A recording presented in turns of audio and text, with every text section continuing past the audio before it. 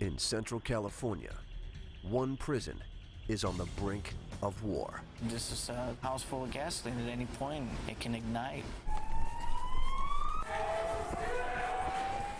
Two gangs, the Whites and Southern Mexicans, are squaring off, making weapons, melted down, plotting assaults, and viciously attacking each other. The officers struggle to keep them under control. Open cell 217! Open cell 217! But this prison is dangerously overcrowded. 120 violent criminals live in one room without a single cell wall to separate them. Oh man, this place is messed up, man. In the brewing race war, this could be ground zero. Welcome to Salinas Valley State Prison.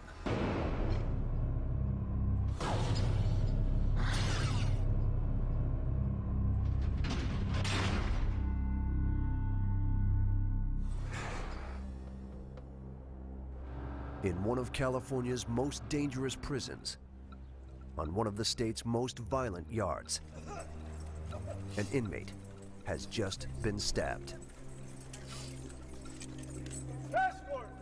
He is white.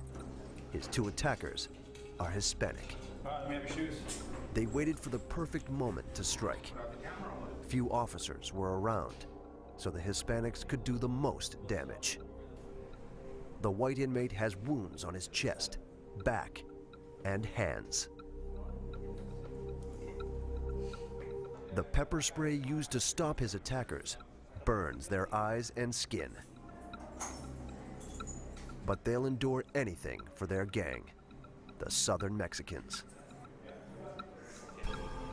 Officers estimate 70% of criminals who enter Salinas were in gangs outside prison.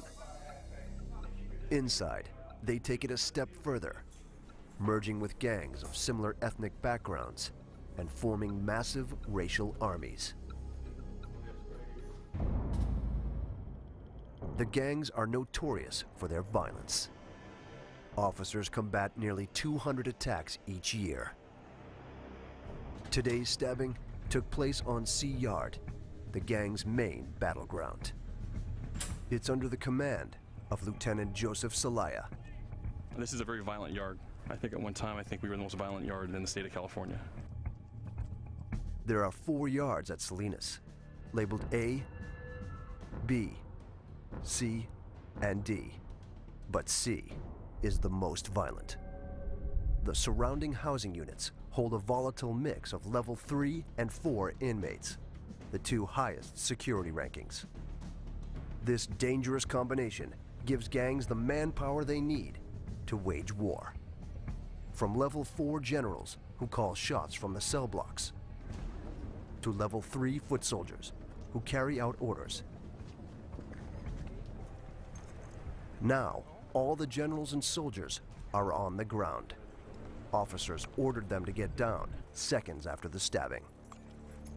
Violence is an everyday occurrence here, but today's attack is different. Look at the camera.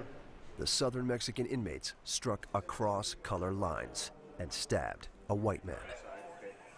Clear confusion right there. It alarms all the officers. In most cases, if a violent act occurs, it's usually within the same race or the same gang sect.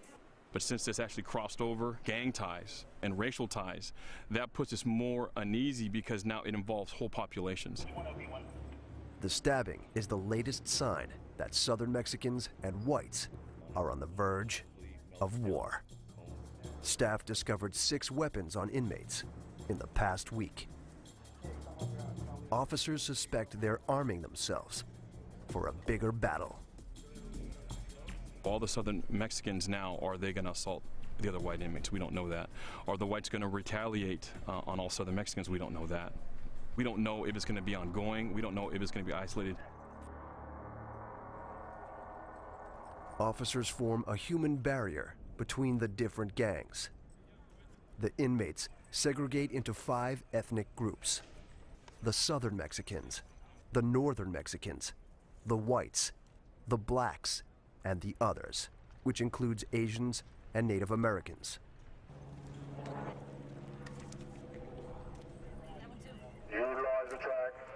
Select your housing unit.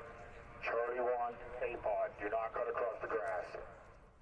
Officers allow the blacks, northern Hispanics, and others to leave the yard without being searched.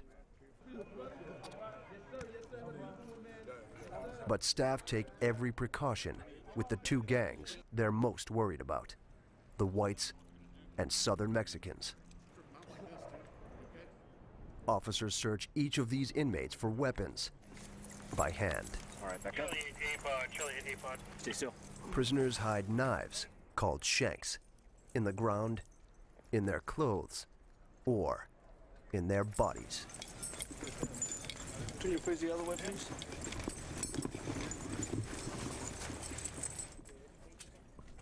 Officers handcuff all 130 inmates, then physically escort each one to his housing unit.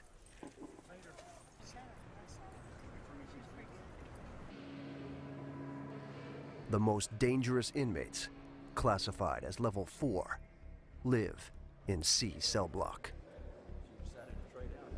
The criminals behind these doors include the gang leaders, called generals, who order assaults, riots, even murders. One of the southern Mexican generals ordered today's stabbing. Officer Richard Reynoso wants to know who. If he can figure out which major players are involved in the brewing war, he may be able to stop the next battle.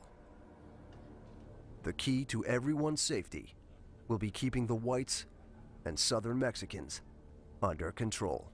The biggest fear would be assaults on staff. Keeping control of the yard is number one thing. But there is another place in this prison far more likely to spiral out of control. C Gym. It's been converted into a makeshift dorm. Salinas is severely overcrowded, packed with 500 more inmates than it was meant to hold. 120 of them live in the gym, stacked 3 high, with no cell walls to separate them. The crowded conditions increase tension between the groups, and their numbers are far from equal. The southern Mexicans dominate with 63 inmates. There are 20 northern Hispanics, 13 blacks, 14 others, and only 9 whites. The only thing that separates them are the gang and racial lines they draw. It's all really race. Everything is about race. We try to make sure, we stay together. Anything can happen at any given time. These inmates join gangs for protection. There is safety in numbers. They become the gang foot soldiers, doing whatever the generals command. But unlike their generals, the soldiers have short sentences, a few months or years. Any gang violence they commit will extend their time behind bars. This is the jungle. It's got insane rules, and you're going to have to live by them. Travis Evanoff and John Berry survived the last 6 months in C Gym by sticking with the whites. Both have only a few years left. Berry's in for robbing a gas station at gunpoint. Evanoff for assault with a firearm. If they can avoid war with the southern Mexicans, they'll likely get out on time. But they must follow their gang's rules. Rule number 1, be willing to fight and die for your gang. It's not only about preserving yourself, it's about preserving who you hang out with. Rule number 2, respect every gang's territory. Your goal is just to navigate this place. You don't walk through another man's bunk area. You don't walk through another man's day room. You don't get in another man's shower stall. Rule number 3, never discuss gang business, what inmates call politics. So are there politics in here in the gym? That's something we can't talk about it, because after you guys leave, we have to live here, and we live by a certain set of rules. We can't discuss what's going on with other people's or any type of politics that would be in here. We cannot, it's something we just cannot discuss. Even if it could save their lives. In the gym, the Southern Mexicans outnumber the whites by a ratio of 7 to 1. This is it. What you see is what you get. This is our group.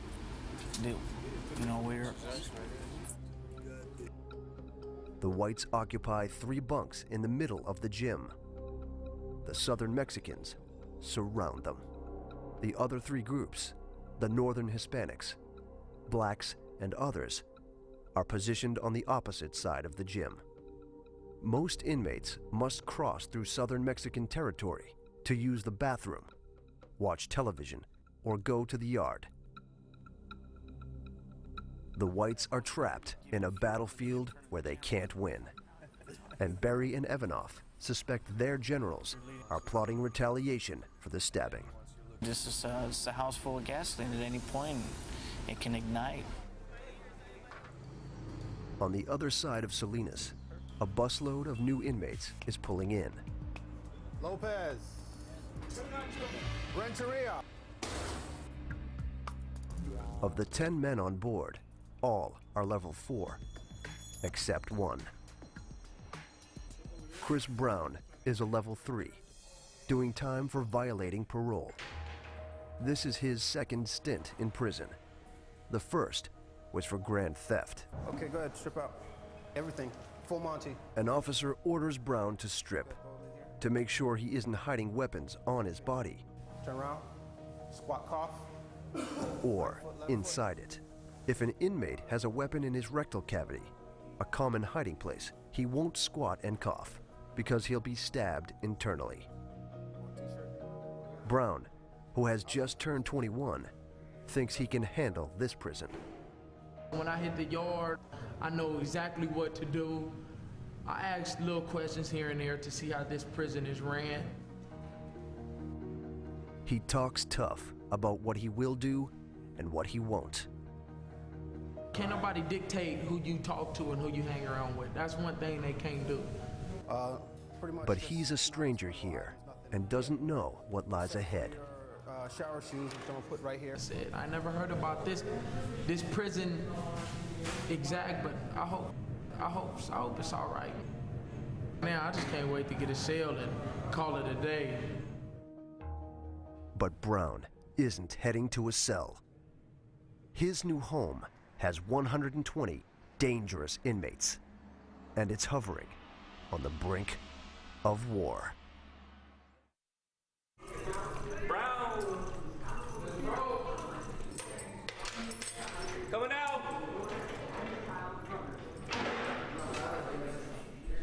Two officers lead the new inmate to C facility of California's Salinas Valley State Prison.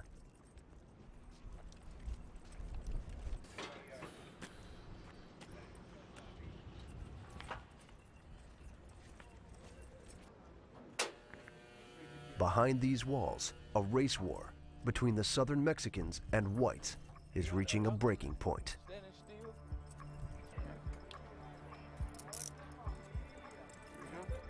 Chris Brown enters his dorm, a converted gym.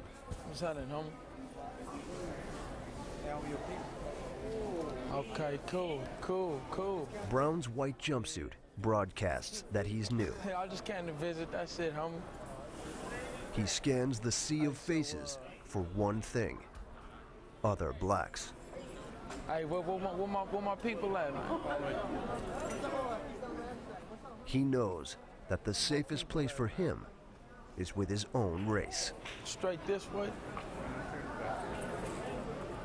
Brown makes his way to the back corner and is assigned bunk. What's happening, homie? Excuse me. He gets a mattress, one bag of personal belongings, and some sheets.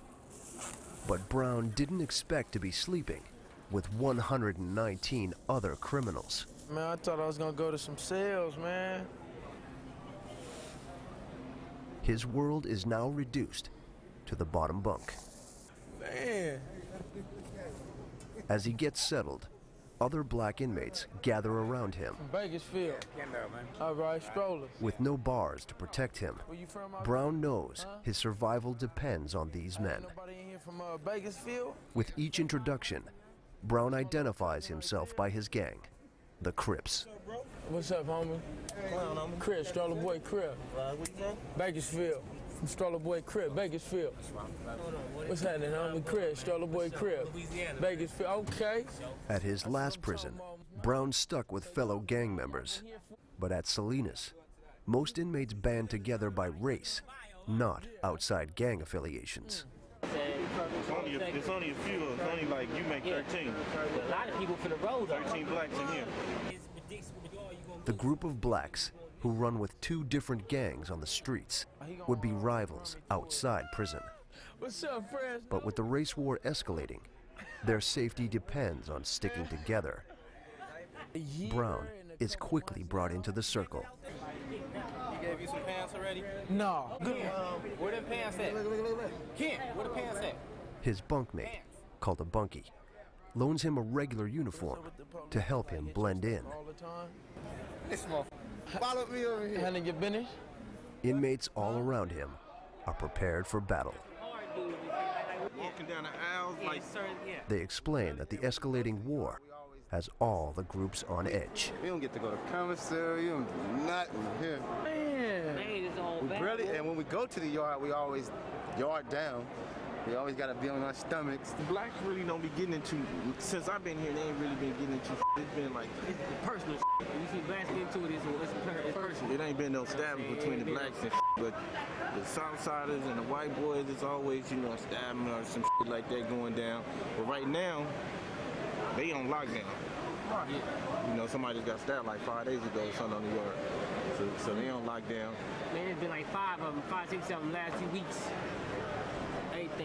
It is more than Brown bargained for. Down, take a shower. He has one advantage. Most of the black inmates are assigned to the gym's back corner. They've made this their main hangout, hoping that staying on the sidelines will help them avoid trouble. Their survival strategy in the midst of the escalating war? Ignore violence between the whites and Southern Mexicans. Mind your own business in here. If you get in that what's going on, you know what I mean? Why are you guys fighting? Next thing you know, we got a problem. See the dips that I do when I'm with it, cause every day of the week is... To stay safe, the blacks avoid the most dominant group, the Southern Mexicans. This deadly gang has strict rules. Among them, no one talks on camera. It's like a secret society. A lot of people won't talk to you because the repercussions of them speaking to you will be bodily harm. But one person will reveal their secrets. The inmate who used to command them. Some call me Cholo. I don't go by that name anymore. For a year and a half, Oscar Cristales was a CER general. He's serving life for murder. I was kind of a CEO of CER, being in charge of close to 250 people. I was on my way up.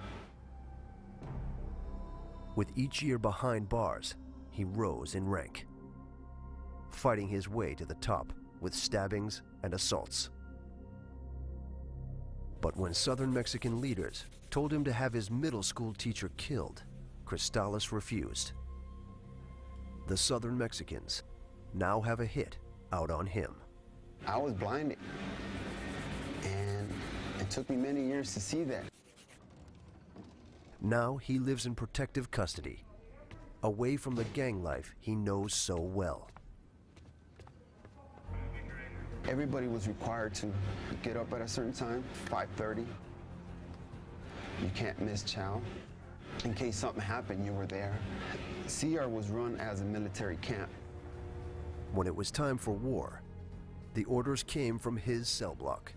The generals would send messages into the gym in forms of kites or notes. They would be hidden in many places. They would be taken in and they would have to be read by the person who is the voice for the gym. They have to have someone there that takes the order and he passes it on to everybody else. And his soldiers had to obey. If someone was to say no, they would get stabbed. Cristales suspects today's escalating war started because the whites broke Southern Mexican rules. Every yard that it's run by Southerners, the whites have to abide by our rules. These are the consequences of people not bowing down to Southerners. We have the people, we have the weapons. They're just trying to show them who's boss. That's how I knew for a fact this ain't supposed to be here. Chris Brown doesn't know the Southern Mexicans' rules yet, but he's become fast friends with convicted drug dealer Philip Vaughn, nicknamed Louisiana. They crack jokes and goof off. What he say? Why he take that Ferrari? Why he didn't take that? Then, Louisiana offers to teach Brown how to avoid Southern Mexican territory. Every square foot is segregated.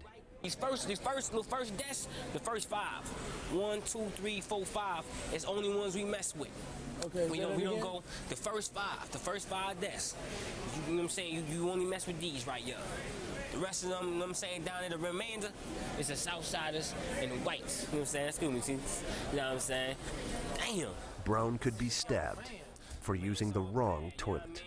Okay, this right here, this is what I'm saying, the sinks, we can brush your teeth, wash your face, you know what I mean? If it's an emergency, you need to use a tool, number 2, that's what it's for. But we use number 2s on all those right there, in that whole row. Pit stools, the 4 stools, emergency, it could be this one, you know what I'm saying? The sour area, you know what I'm saying? This one is ours right here. This one's right here. The other one up there is for the Southerners and whites, but this is ours right here. This one, if nobody's in line for that one, we can use that one. The most important rule, never walk through Southern Mexican bunk areas.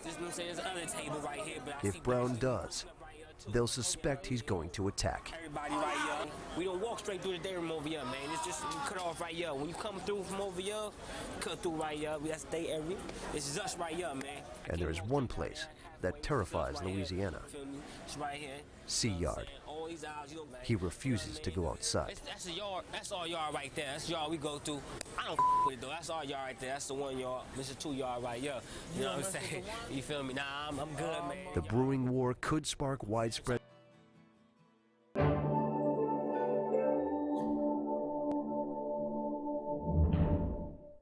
violence on the yard, forcing Louisiana to fight.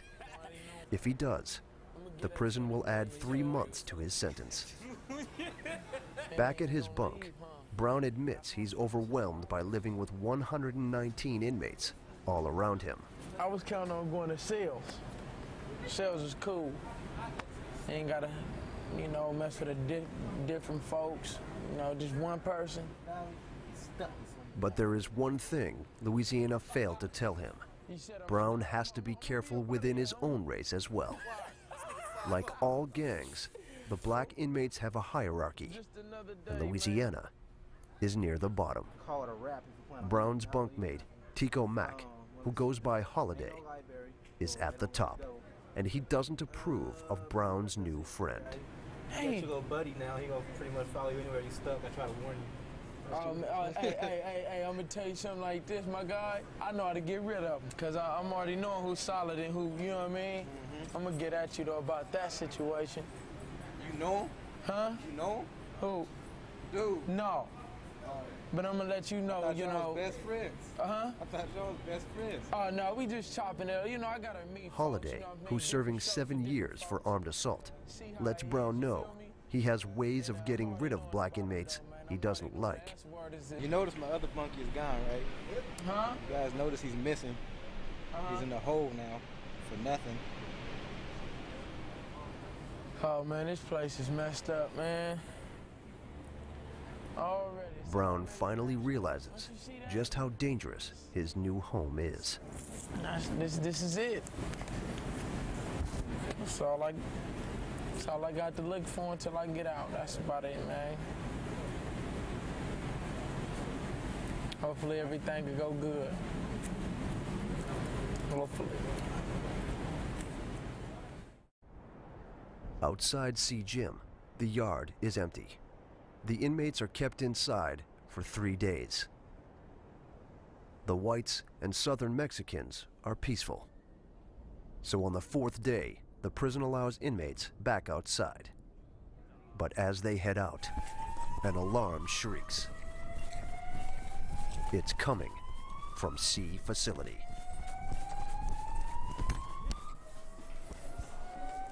All the way down.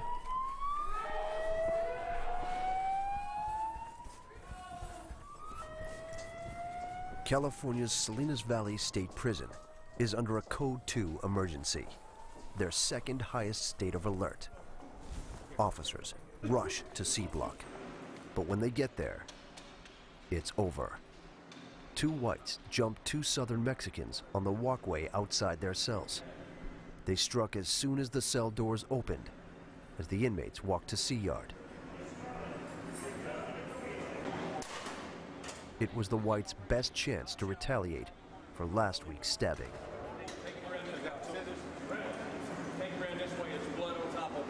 The white generals are sending a clear message. They will fight at any opportunity. It means Salinas Valley State Prison has a race war on its hands. The officers now know that recent violence between the 2 races was all interconnected. The past few weeks, we've had some major issues going on between these 2 races in the prison system. The whites and the Southern Mexicans, they've been assaulting each other, and this is what led up to today.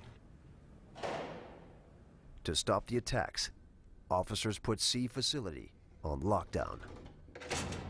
Inmates are confined to their cells and bunks 22 hours a day. But the isolation won't stop 2 warring gangs. In fact, gangs often instigate lockdown on purpose to plot their next move. We go on lockdown whenever we want. We have control of everything that happens in the prison except the gates. Restricted to their cells, the whites and Southern Mexicans have time to make weapons, turning everyday items into knives and shanks. And they'll find ways to communicate their battle plans. If everybody's on lockdown, they will pay people. They pay them off with dope, money, to get a message to wherever they need to get to. All the foot soldiers can do is wait for orders. Prison is just, it's 2 things. It's boring and it's terrifying. Boring because nothing ever happens, and terrifying because anything can happen. The war makes new inmate Chris Brown nervous. He's struggling to adjust, something he'll only discuss out of earshot from the other inmates.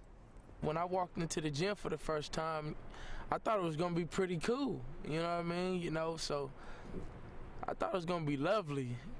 And that was, man, everything changed from there. Lockdown traps Brown in his bunk area. He leaves only for 3 meals and 1 shower a day. This week been hard, man. All you do is sleep, read. It ain't really been good. Brown won't go into specifics about the war. If he's learned one thing, it's that discussing gang politics is strictly off limits. What goes on the yard stays on the yard, you know what I mean? And that's how it is here. That's how it is in prison. His revelations came at a high price.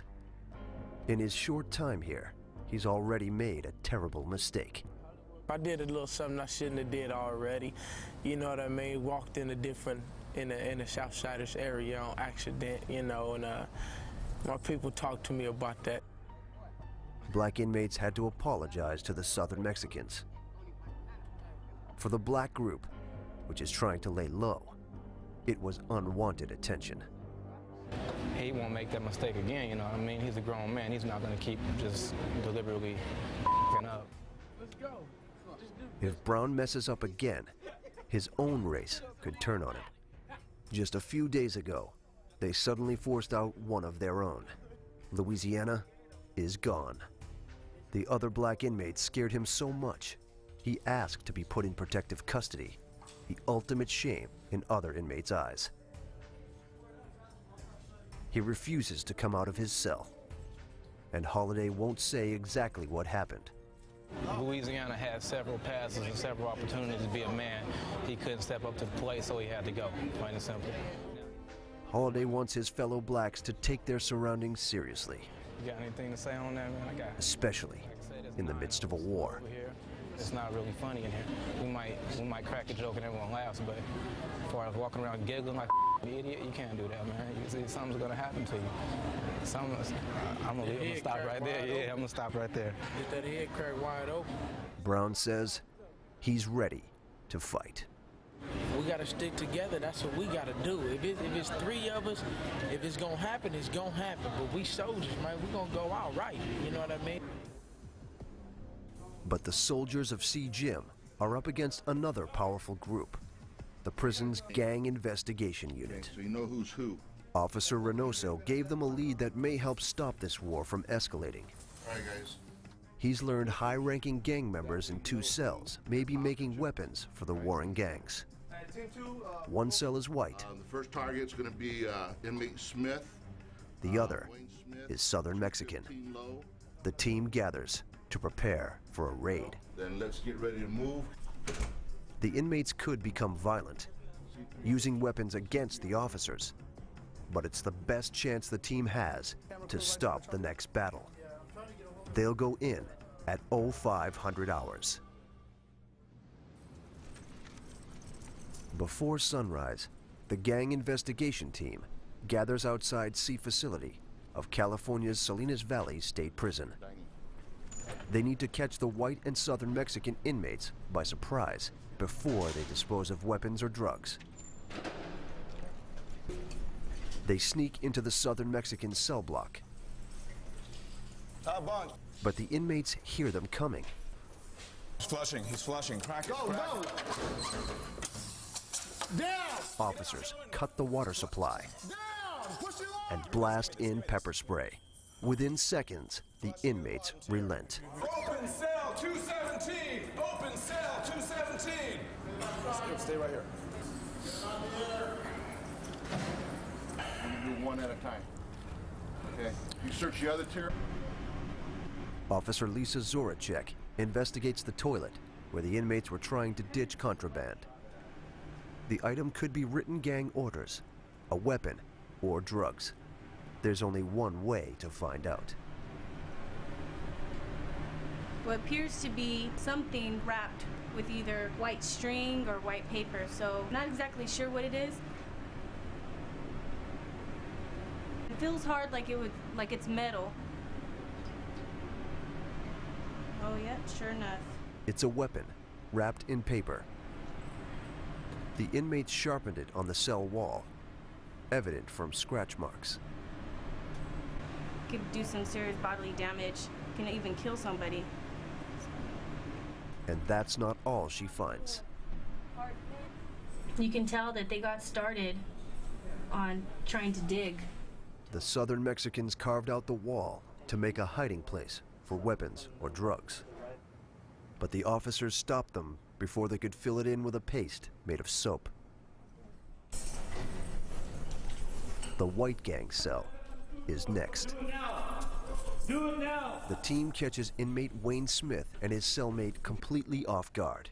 They have no choice but to follow orders. Gang unit officers Stacy Henley and Paul Rivera turn the cell inside out.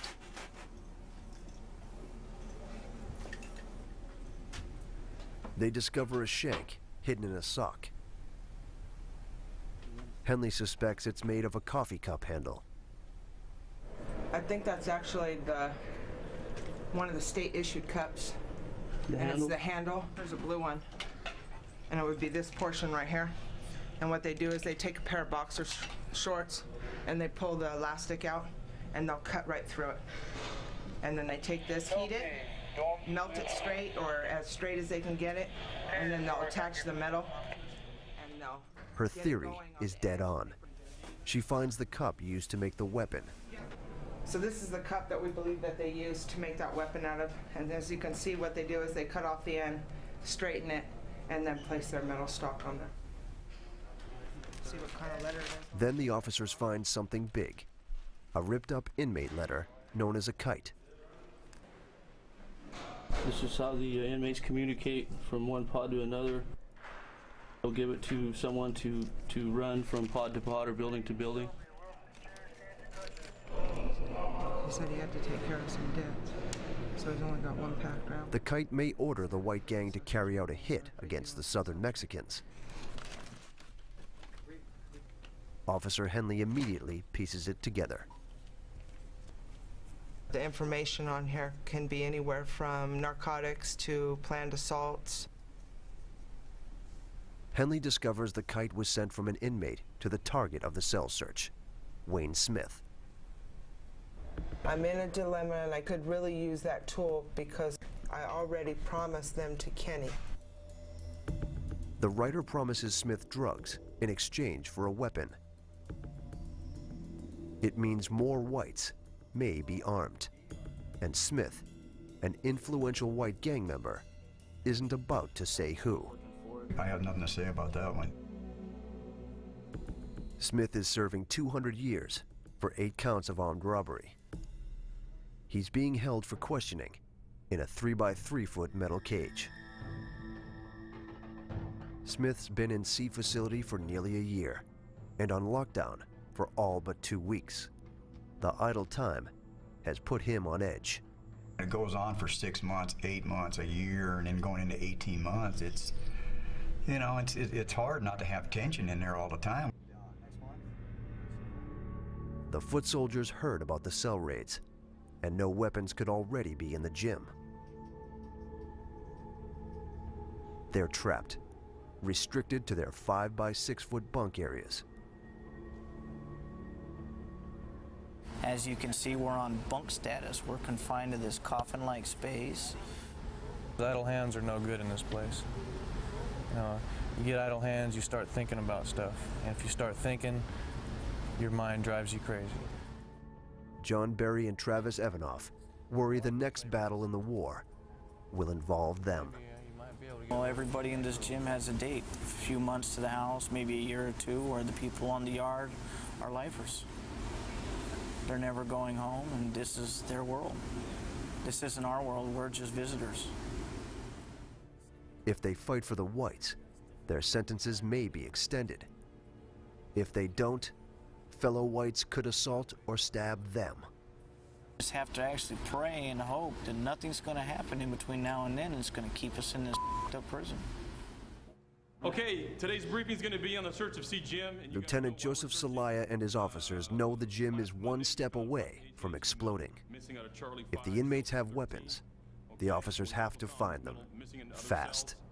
Celaya's plan: search every square inch of the gym. But the inmates will outnumber the officers by a ratio of 6 to 1. Just be aware, those guys are not in cells, they're walking around, so be extremely careful. We're going to put them onto the yard, give them gun coverage, and then we'll go in mass and search that gym and clear it. Richard Reynoso and 20 officers enter the gym at 0600 hours. It's a rude awakening. Nearly all the inmates, including Chris Brown, are still sleeping. Man, they woke us out of some good-ass sleep. That's what they did do. Outside, officers order the inmates to strip. They inspect each item of clothing, focusing on the waistbands, a common place for inmates to sew shanks. Then, officers wave a metal detector over their stomachs and lower backs to see if they've inserted weapons into their rectal cavities. Go and do your clothes and get dressed. Staff clear all 120 inmates and line them up. They'll be here for the next 2 hours.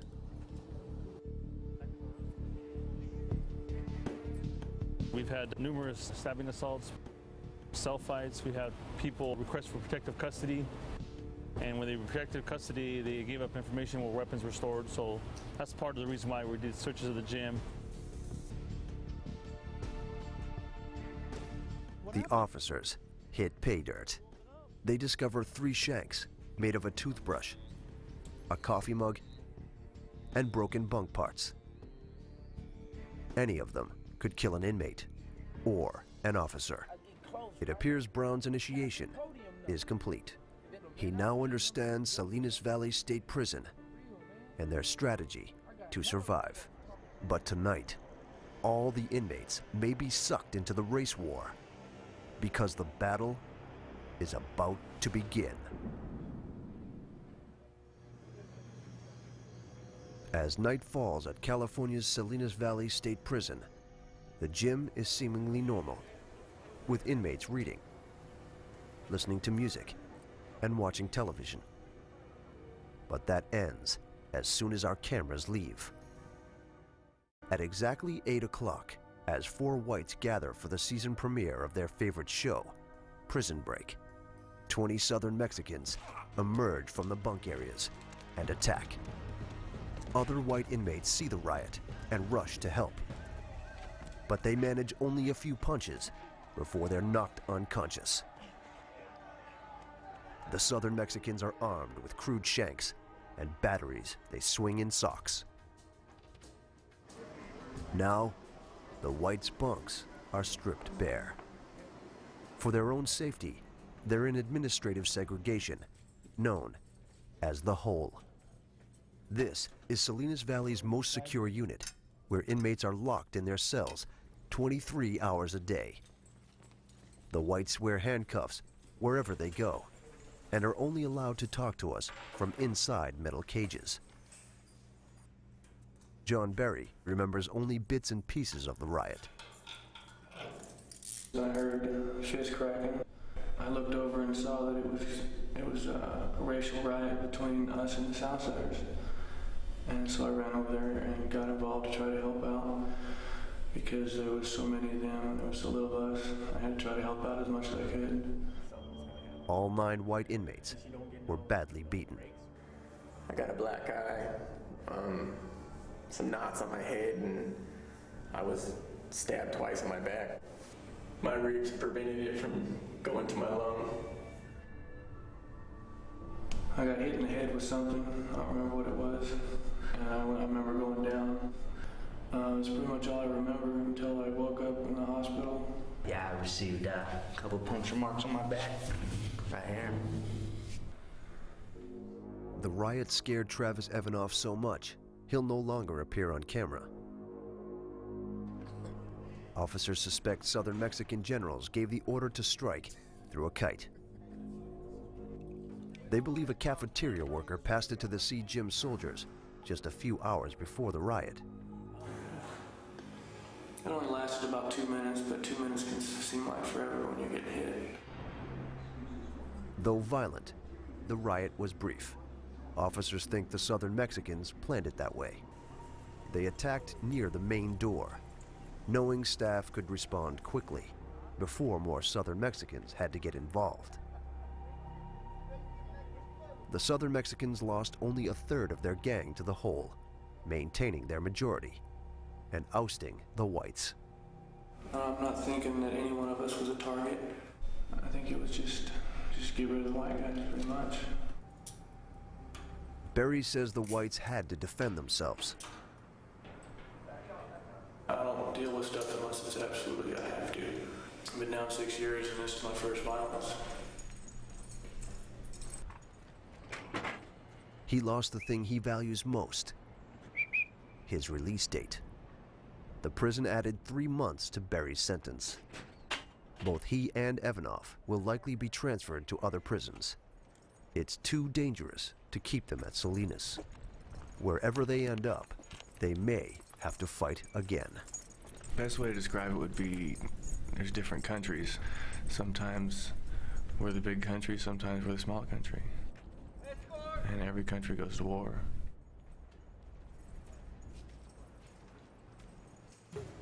In the gym, the black gang's strategy of laying low paid off. They managed to stay safely on the sidelines. We're over here, pretty much spectators of the whole event. The white guys are gone now. It's probably for their best, for their safety right now, man. They can't be in here, dude. While that going on, it's not gonna stop. So either get them out of here or send notices to their families, you know what I mean? Because they're gonna get buried, man. For Chris Brown, the riot was another eye-opening experience about just where he lives and whom he lives with. For now, he knows how to navigate this minefield. I only got 4 months left. I can make it out of here. I can go home. The riot proves to officers this war is just beginning.